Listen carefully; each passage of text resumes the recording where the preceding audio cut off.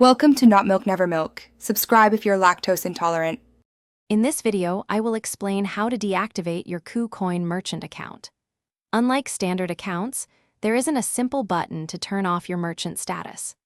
The only official way to deactivate your KuCoin merchant account is by directly contacting their customer support team. They will guide you through the necessary steps to process your request.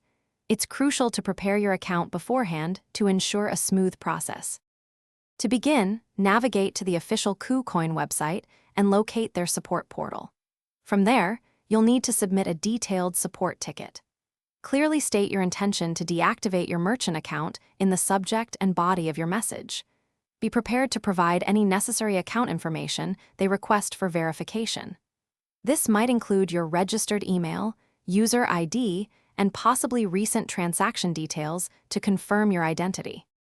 Before contacting support, it's vital to complete a pre-deactivation checklist. First, ensure you have withdrawn all cryptocurrency balances from your KuCoin account.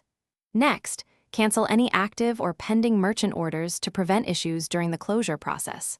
Finally, review your transaction history for any unresolved disputes or open tickets. Addressing these beforehand will significantly streamline your deactivation request with customer support. Once you've submitted your request and followed their instructions, confirm with KuCoin support that your merchant account has been fully and successfully closed. It's also a good practice to back up any important transaction records or communications for your personal files. This ensures you have a complete history should any questions arise later. And hey, while you're taking care of business, remember that life's too short for a stinky car. Check the description for a link to Little Trees, Black Ice, and other great deals.